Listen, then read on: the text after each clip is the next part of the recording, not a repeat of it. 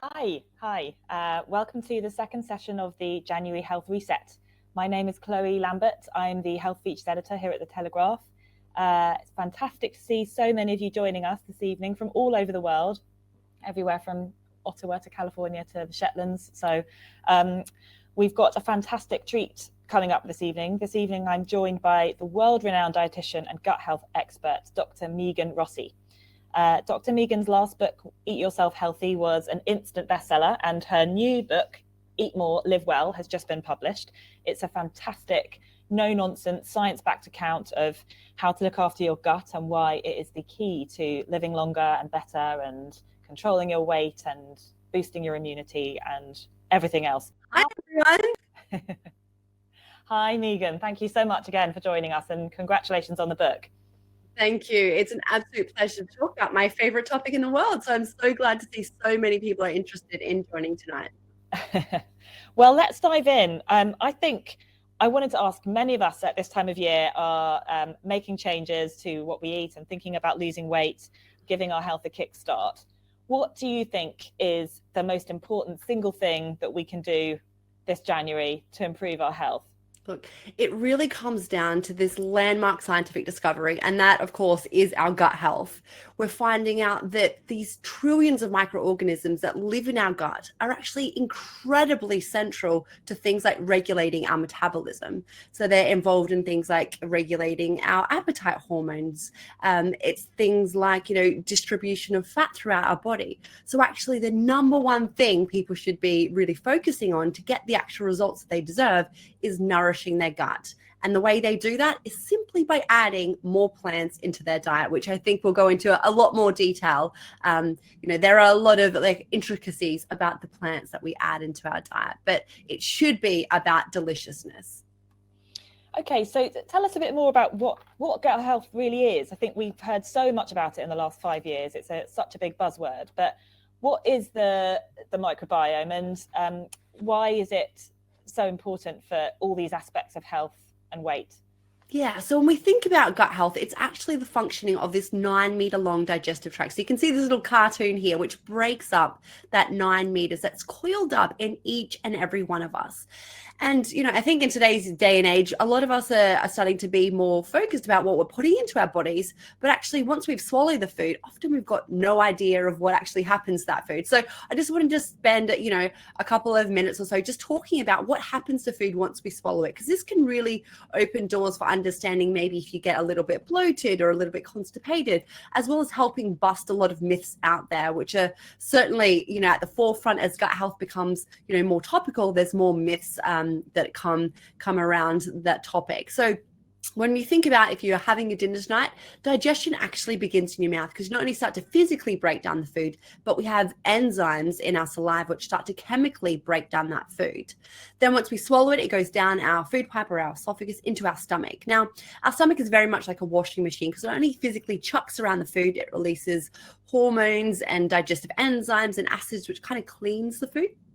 Our food then makes its way into this long, windy tube called the small intestine, which is ridiculous because it's actually 6 meters long. So it's certainly not small by any means. Now, this is where most of the food gets from our gut. So from this 9-meter long tube into actual blood to then feed things like our brain, our heart, our skin, etc. So that's where most digestion begins.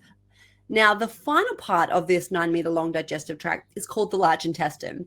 Now, historically, no one wanted to talk about the large intestine because this is essentially where poop is made. But it's been this discovery of these trillions of microorganisms that's now brought the fame to this area. And everyone wants to talk about the large intestine because this is where we have our gut microbiome, which is that sciencey word for those trillions of bacteria. Now, why this 9-meter long digestive tract is incredibly important for everyone is really 3 key reasons. One is digestion.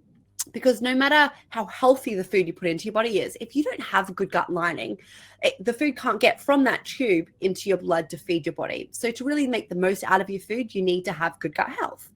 The second one is really topical at the moment, given that 70% of our immune system actually lives along that 9-meter digestive tract. And I'm sure we'll kind of touch on those topics, but that's why we see people with better gut health also have better immune health.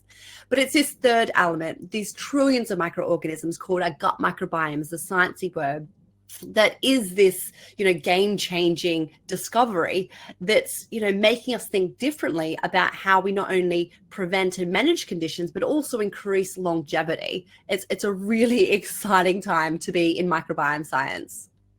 Yes, and you mentioned that immunity is such a big subject for people at the moment, and everyone's fascinated in how to ensure their immunity is the best it can be. So can that be as simple as kind of looking after your gut health and making these changes to your diet? Could that affect, for example, your risk of COVID or how your body deals with COVID if you were to be infected? Yeah, I mean, it is a really exciting time. And if you'd asked me that about 6 months ago, I probably would have been a bit hesitant with my answer. But actually, there's just been a new publication released which highlighted that people who nourish their gut seem to be at a much lower risk of becoming unwell if they do contract COVID. So essentially, having good gut health is not going to prevent you from getting COVID, but it does seem to have a protective effect on how severely unwell you become if you do contract COVID. And the studies have actually shown that, which I'm sure we'll talk about more about the specifics of how to nourish the gut by having more plants. That was really the key predictor. Is the people who had more plants in their diet had much higher or lower risks of becoming unwell. But also, it was quite interesting in that study, they showed that people who were following these kind of fad diets, so people who are going low carb or paleo, the keto diets, actually, they're at a much higher risk of becoming unwell with COVID if they did contract it. And that's, one of the things that we're seeing is when people are going on these restrictive diets, what's that often doing is cutting out some really beneficial plant-based food groups for our gut bacteria. And it's also thought to be maybe one of the reasons why there is this yo-yoing effect when people do seem to go on these fad diets. So when they do lose a bit of weight, often they not only regain that weight, but additional weight. And that's because of this damage that can be occurring to our gut microbiome, which, as we mentioned at the start, is really key for our metabolism. Yeah. And is there a way to find out the state of your gut health apart from doing a poo sample of, one of these private companies that can look at it for you? Is there any other way that you could know what state it's in? Well, actually, an important point of these kind of poop companies out there is, as a scientist, I don't recommend that people pay their hard-earned cash for these poop tests at the moment. Right. So in my scientific world at King's, where I work as a research fellow, we do collect poop samples as part of the piece to the puzzle when we're doing research. But actually, the commercial tests available really don't provide us with much clinical insight. So I also work as a dietitian as well as a researcher. So I do get a lot of my clients coming to me at the Gut Health Clinic where they've had the poop test done and they say, okay, here are my results. Now, what should I do? What should I change? And I have to break it to them and say, that's quite interesting, but that's not going to change my clinical judgment at the moment. And the reason for that is that identical bacteria can act very different in different people's guts. So just by knowing what bacteria you have doesn't mean a whole lot. Similarly, very different bacteria can actually do some of the same functionalities. So while I do think in the future there will be room for these poop tests to give us really important insight for an individual, at the moment I would say save your money.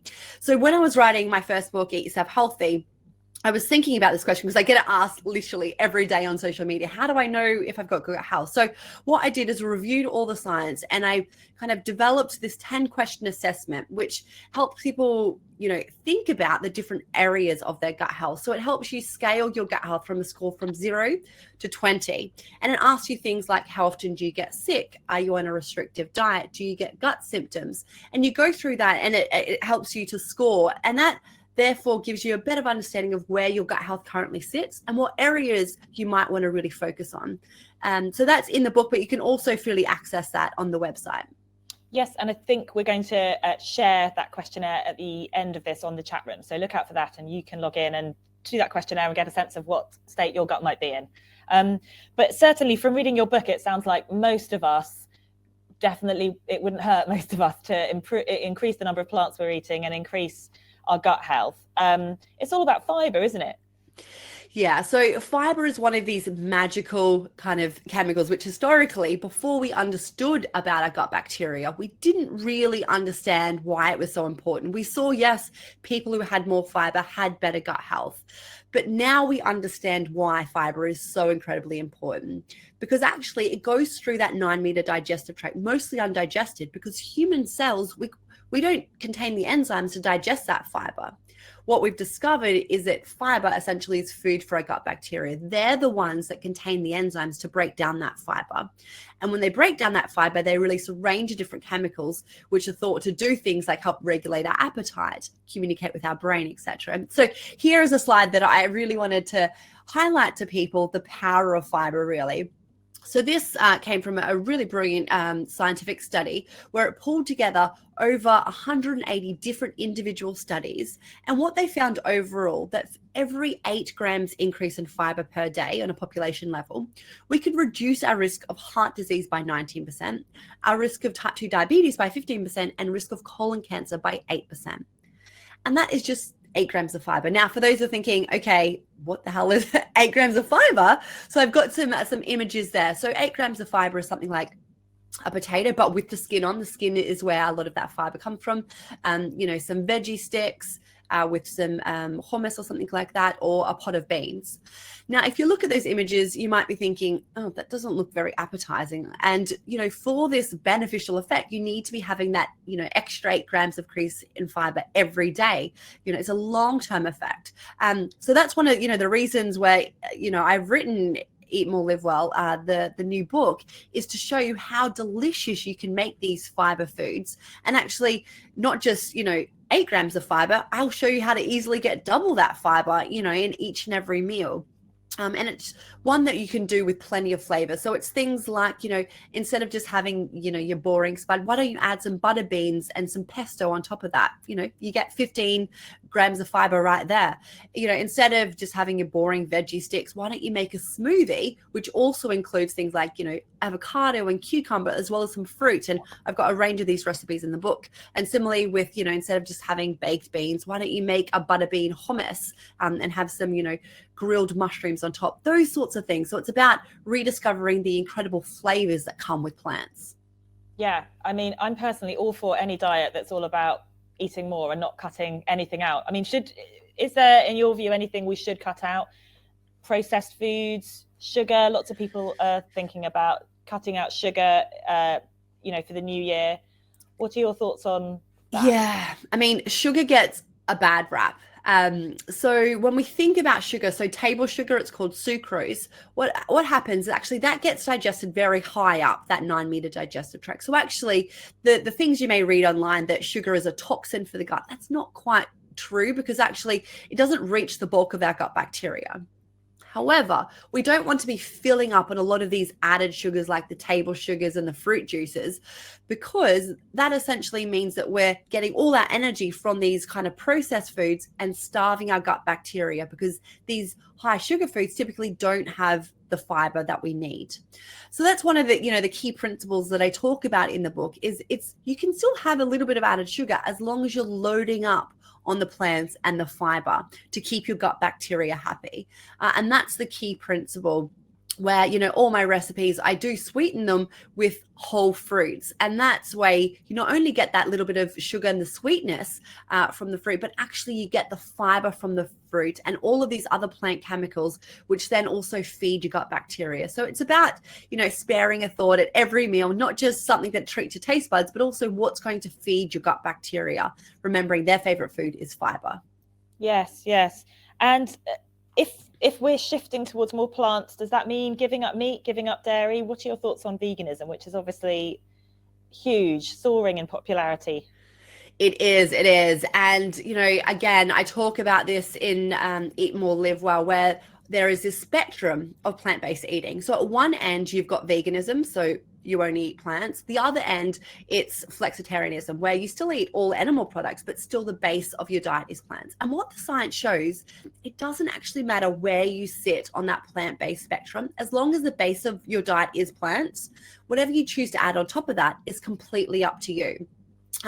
In terms of things like veganism, I know that it does become quite popular, and completely understand, the cultural, animal cruelty, environmental reasons for people going vegan. But you do need to be a little bit more savvy about getting in some of your key nutrients. So things like your B12, your long chain omega-3s, these sorts of nutrients that they're most easily attained from animal food. So if you're cutting them out, you just need to be a bit savvy. And I talk more about them in the book in terms of what supplements you might want to take, or what sorts of food you can really consciously add into your diet to make sure you're not missing out on any of those key nutrients. Can I ask if you personally, do you eat meat and fish and dairy? I do. I eat everything. I've got a very inclusive diet. But, when it comes to things like, red meat, I probably only have that about once a month. I eat, oily fish in particular around 2 to 3 times a week, because we know that the omega-3s, that are really difficult to get from plant-based foods, the long chain ones, are actually really beneficial for not only things like our mental health, but of course our gut health and our skin health. And I also enjoy the flavor of it. Yes. There's just a couple of really interesting questions coming up from the readers. Yeah. One person is asking about fasting. You talked a bit about fad diets, but fasting really has, as far as I can tell, got a lot of science behind it now. What does fasting diets, where you try and eat all your meals in one window, for example, in an 8-hour window, and then don't eat for 16 hours, or 5-2 is, I guess, a version of fasting. But what do they do to the gut? Can they be beneficial for gut health? Yeah, you know what? It's quite interesting in this fasting world. So I definitely, when I was writing the book, reviewed all of the science around, the different types of fasting. Like you mentioned, there's the fasting within 24 hours where you only have this short window. Then there's the other ones where you would fast, for 2 or so days. And then the other days you have all these different ones. But actually, overall, the science doesn't necessarily suggest that fasting is beneficial for everyone, or it's a terrible thing to do for everyone. It's very individualized. What I would say about fasting is, it's probably a good idea to make sure that there's at least 12 hours between your evening meal and your breakfast. And that's just to give that gut a little bit of rest. But any additional time, actually, the science doesn't necessarily suggest that's got an additional benefit for the gut.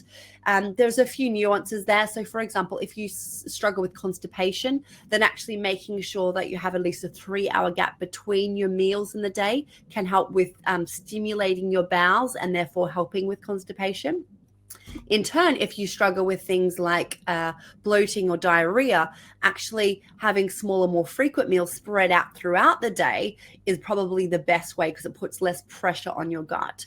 So it really comes down to this individualized approach. I would also say, in terms of if you are doing these longer fasts, still try to make sure you're getting in your dietary fiber.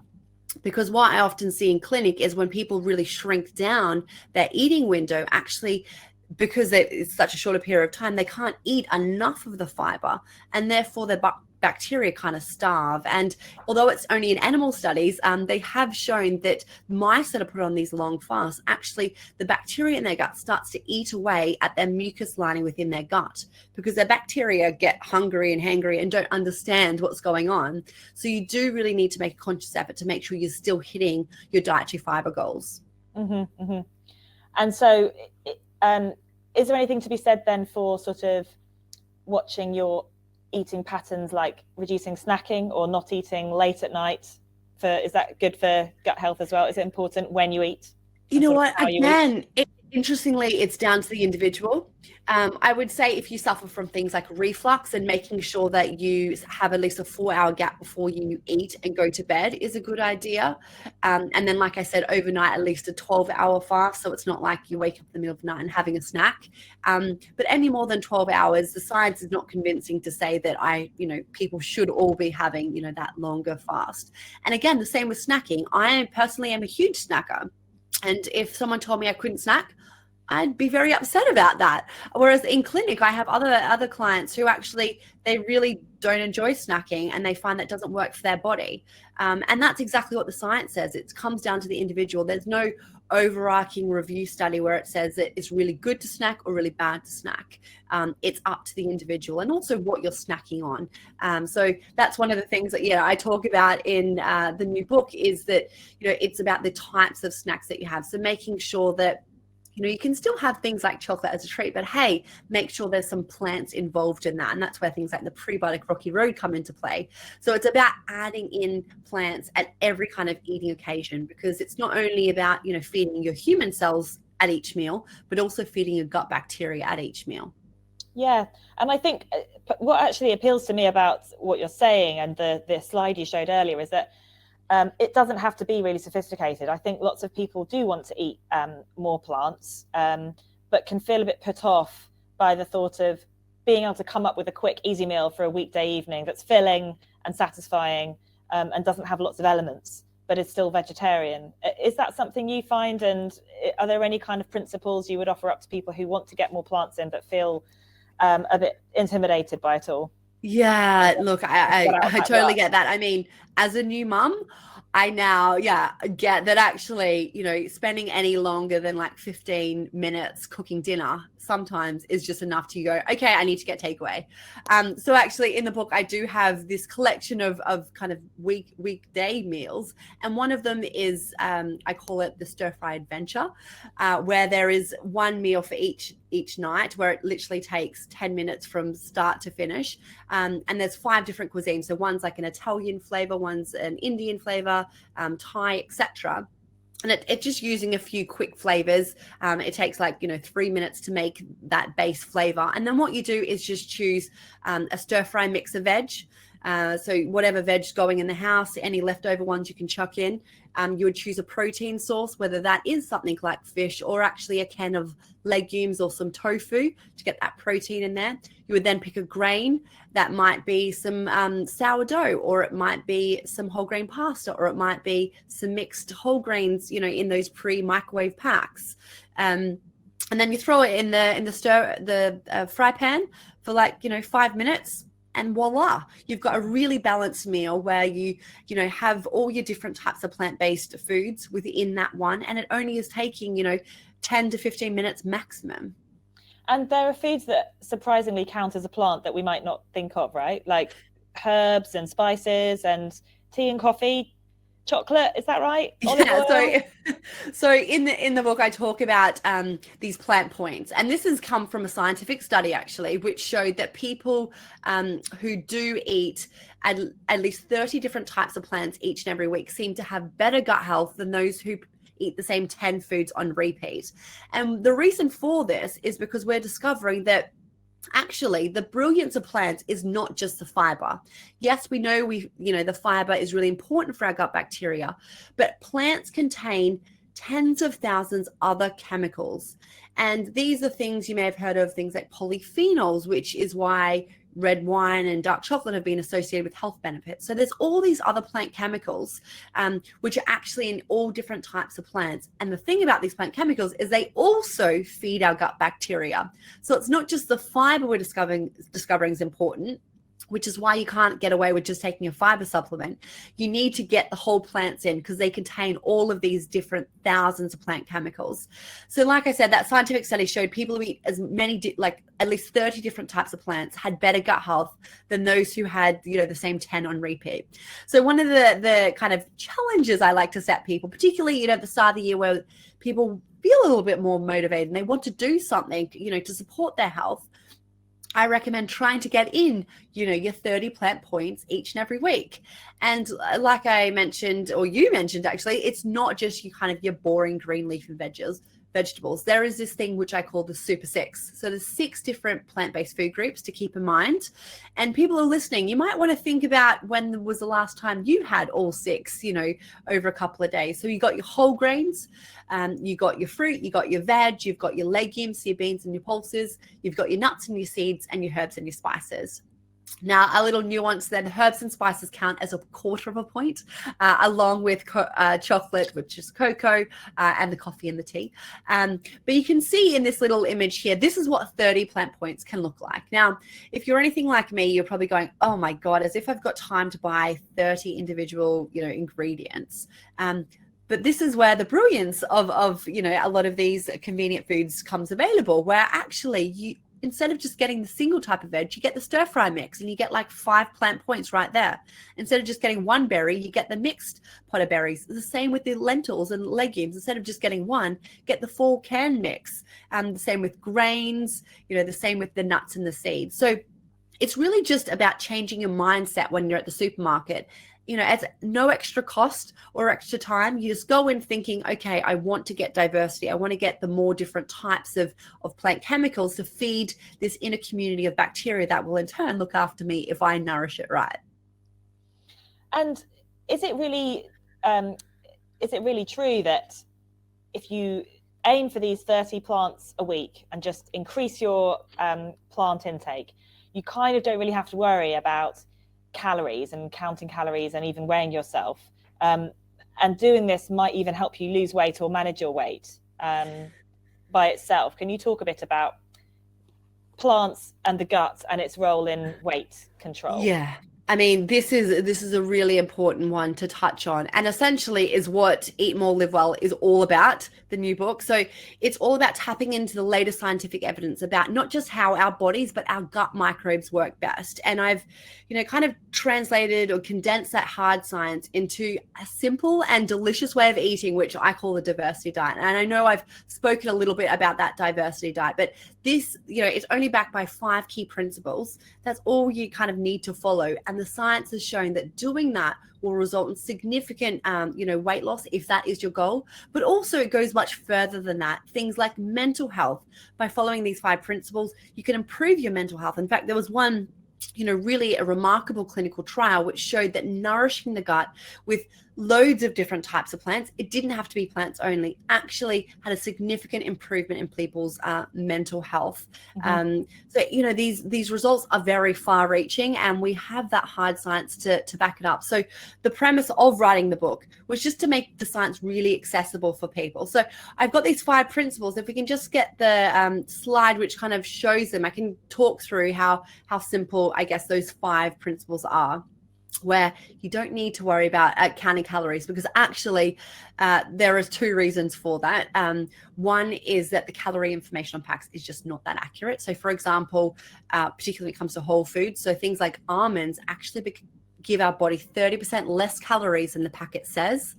Calories also don't take into account, our gut microbes and their impact on regulating our gut hormones and all of these sorts of things. So the science has shown that actually calorie counting in the long term, does probably more harm than good for most people. It's, very hard to stick to. So this is where this concept comes in. Firstly, mostly plants. It doesn't need to be only plants, and that's where that spectrum of plant-based eating comes into play. Now, for those who are going, got an issue, I actually don't like plants, there are 2 things to keep in mind. One is that, any food can taste bad if it's not prepped right.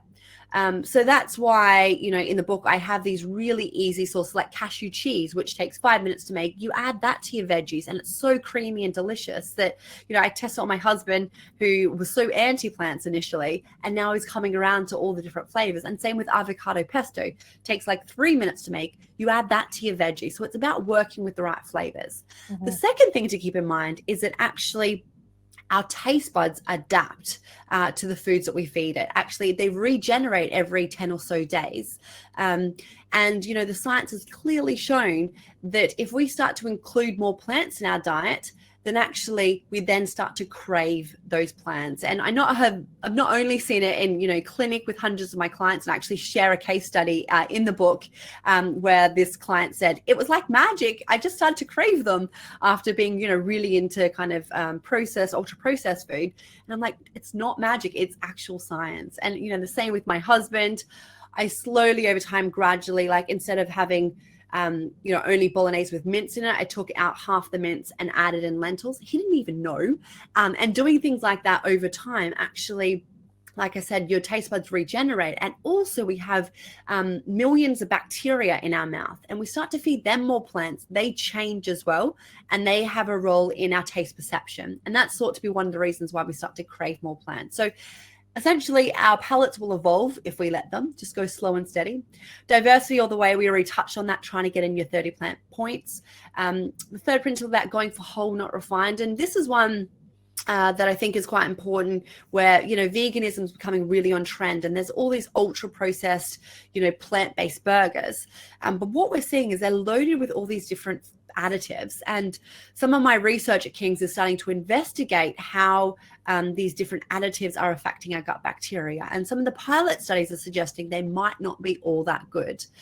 So, where you can, make your veggie burgers. I've got recipes in the book that takes like 15 minutes. You put them in the freezer. So you bulk make, put them in the freezer. And then if you want to have, then the next day, then just defrost them, or, in a month, you defrost them then. So it's about kind of having that prep ready to go. Fourth one is about inclusion, not exclusion. And again, I briefly touched on this, but this is where we focus on what we're adding into our diet. So nothing is off limits. You can still include your favorite foods. Like my favorite food was Rocky Road. So what I did is just took the traditional Rocky Road. Instead of having things like marshmallows and biscuits, what I've done is just replace them with extra plants. So things like popcorn, things like dried figs and nuts and seeds, to get in that crunch and the texture that you expect from Rocky Road.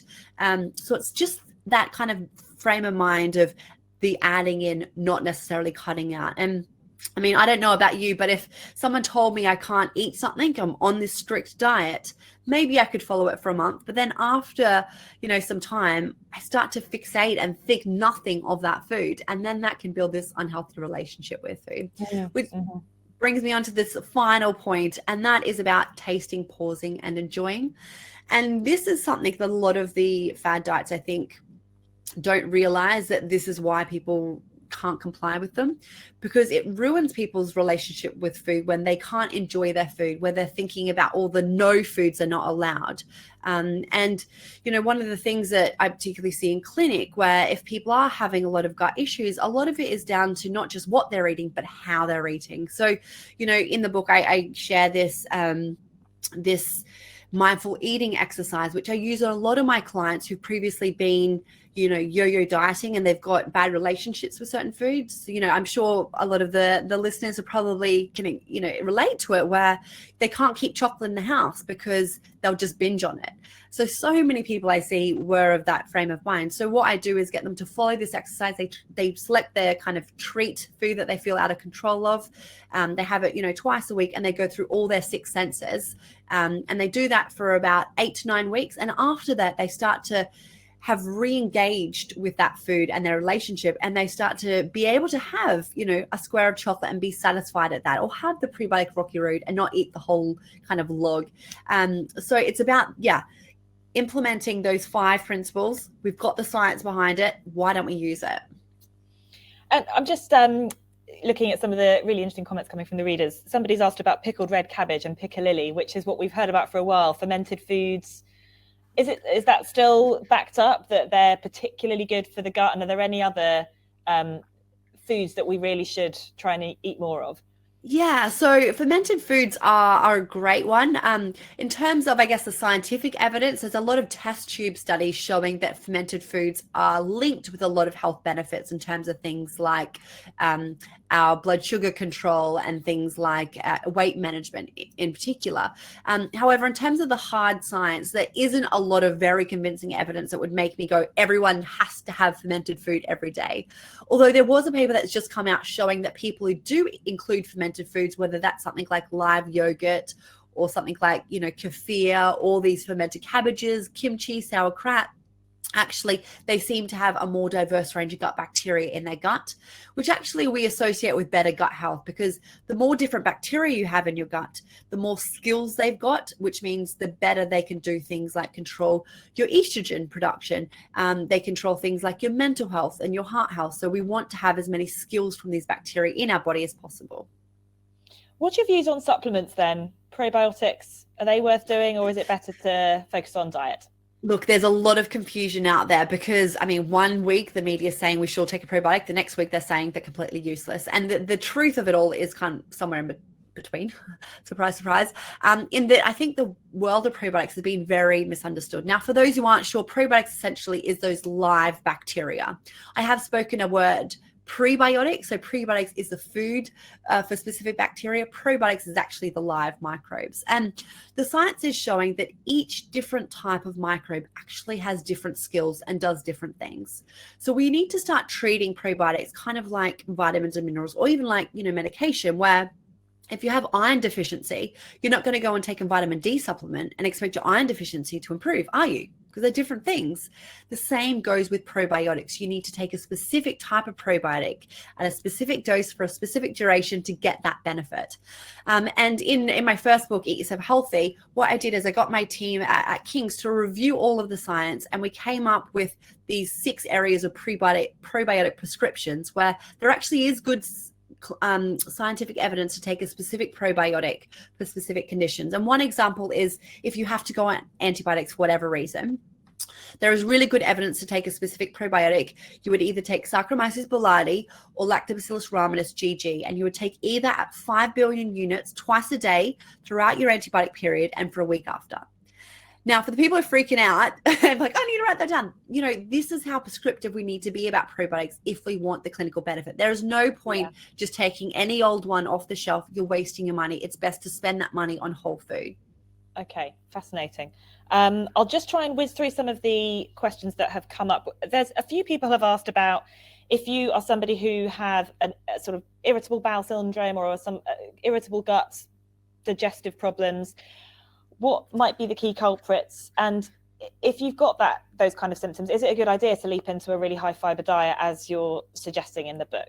Yeah, so I definitely tackle this in the book because we know about 30% of people do have quite a sensitive gut. So in the book, I actually have a sensitive gut menu plan, which is actually lower in these different types of fiber, which we know are rapidly fermented. So people who are listening may have heard of this low FODMAP diet, which is a scientific medical diet, which we prescribe to people with irritable bowel syndrome. But what we know about the diet is actually it can be quite damaging in the long term. So if anyone, is thinking about this low FODMAP diet or is on a low FODMAP diet, I would recommend that you go and see, a trained FODMAP dietitian, because actually we know FODMAPs are beneficial for the gut. But when you have this sensitive gut, sometimes we need to cut them back just for about 4 weeks to give the gut a little bit of rest. And then we systematically reintroduce them into the diet. So with the sensitive gut menu plan in the book, what I've done is just reduce down some of the really high FODMAP foods to allow the gut to adapt to these foods, because we know the gut is incredible at adapting, but we just need to go slow and steady, because what happens is our gut bacteria actually develop the enzymes that more efficiently digest that fiber, as well as the gas, which is naturally produced. So when our bacteria break down the fiber, they naturally produce a little bit of gas. And if you've got a sensitive gut, that gas kind of expands your gut, and that can trigger things like tummy pain, bloating, etc. So we just need to start off quite gently. And people who have like a specific gut issue, whether it's things like constipation, bloating, IBS, I actually talk about the evidence-based strategies to get on each and every one of them in my first book, Eat Yourself Healthy. So definitely worth checking out. And in the handouts for tonight's talk, I actually share some of those flow diagrams for how to, I guess, manage these different kinds of gut conditions, because it's not a case of one size fits all for constipation. It's, it's not just one dietary strategy. It's not just having more fiber and fluid, because actually that doesn't work for a lot of people. It's looking at there's a clinical trial showing there's 2 kiwi fruit a day can really help with your gut health. Others, actually, it's having psyllium husk. Others, it's about your pooping position. So check out the handouts, and I go through the evidence-based strategies. That's really, worth trying, because there's evidence behind them helping with your symptoms. There's a lady, just going to try and get this in, a lady who said she had been recently diagnosed with cancer and wanted to know about cutting out dairy.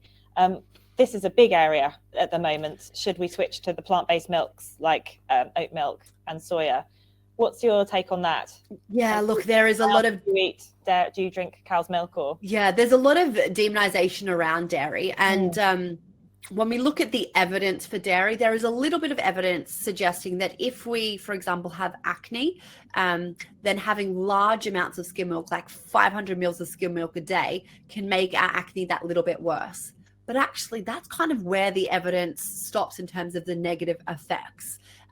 But what I kind of see dairy as is quite a neutral sort of food to include in the diet. If you enjoy it, go for it. However, fermented dairy, actually there is some good scientific evidence that can be helpful for things not just like our gut health, but weight management. I haven't actually seen any studies suggesting fermented dairy has a role in cancer management. Either pro or against, but we also need to keep in mind that actually, dairy, whether it's fermented or not, is a really good source of calcium in our diet. So if people are choosing to go to these plant-based milks, make sure that you do get one that's fortified with calcium. So you just look on the pack, make sure it says calcium, and you're good to go. But yeah, overall, there isn't really strong evidence whether we should all be cutting out dairy or including it. I personally, most of my dairy is fermented. So it comes from things like, my live Biomi yogurt, or things like kefir, or things like, quality cheeses, where, they have been fermented for a long period of time. Occasionally I'll have a little bit of, milk in a tea or something like that, and that's completely fine. But when I do have plant-based milks, make sure it's calcium fortified, because so many people are at high risk of osteoporosis, weak bones, because we're all switching to plant-based milks and forgetting about the importance of calcium. So fermented cheese, somebody was just asking about blue cheese. Is that what you mean? Is that on the menu? That's on the menu. I actually have a post on social media. So if you're on social media, about a week ago, I posted a kind of how to spot a good quality cheese. And it talks about things like, instead of getting the big, the factory made cheeses, going to your local cheese store where you actually know where it's been fermented. And often they tell you how long that cheese has been fermented. And, the science is actually showing that, good quality Parmesan cheese is thought to be actually quite beneficial for the gut in terms of it delivers some good bacteria. So yeah, good quality cheese, is something that you might want to include. But of course, cheese is also quite high in salt, so I wouldn't say, go gung-ho on cheese, particularly if blood pressure is something you need to focus on. But, having small amounts of cheese, particularly if you enjoy it, is completely fine. People are also talking about chew rates and how you chew your food and how slowly you eat. Is that important can that affect your microbiome? Absolutely. I love this one. I mean, I've got, so much on the focus of how we eat our food. So that was kind of that fifth principle of the diversity diet. It's not just about what we're eating, but how we're eating. And there's a really great scientific study which compared when we chew our food 10 times versus when we chew our foods 40 times. And what they showed, when we chew our food 10 times, actually there was a lot of malabsorption of that good nutrition going through our body compared to when we chewed our food 40 times. And that comes down to, like I said at the start, we not only start to physically break down the food, but we have the enzymes in our saliva, including the bacteria, which helps start to chemically break down that food. And, in clinic, it's funny, when people come to see me with bloating in particular, I send them away for a week and I say, look, can you just do one thing for me? And then we'll come straight back and we'll tackle all the other things. But just start chewing your food, at least 20 to 25 times. And let's just see how your bloating go. And about 80% come back and go, you were right. My bloating has significantly improved. It's that, that it has that much of an impact on our digestion. And most of us actually chew our food like 8 times or something. We're always multitasking. So don't underestimate the importance of chewing. So thank you, whoever raised that question. I love that one. Yes. And I think I expect we are all quite bad in terms of eating in front of the TV and sort of eating on the go when you're more likely to just wolf it down. Is that what you find with your patients? All the time. I mean, I have to catch myself out sometimes, when you're doing emails and having lunch and you're like, oh my God, did I even eat that meal? I don't even remember it. And, that's one of the key principles, with the diversity diet. It's about engaging with your food, really focusing on it. And actually what we notice is that when you start to focus on your food and really be mindful with it, you tend to eat less. So if your goal is about weight management, that really can also help with that. Yeah. I think the studies have shown you eat about 30% less when you really do engage with your food. So check out that mindful eating exercise as well if weight management is one of your focuses. Well, it's fascinating. And it's so nice to hear from somebody who's in favor of food and in favor of enjoying food and not really cutting anything out, just sort of stopping and savoring it and making the most of it. I mean, it's all about long-term compliance for overall health, and there's no point going on these yo-yo diets because actually it ruins your gut health and does more damage. So why don't we, follow some principles that are going to be ones we can keep up for life to have those benefits? Yeah, absolutely. Thank you so much, Dr. Megan, for joining us. And thank you to the audience for your fantastic questions and for joining us this evening.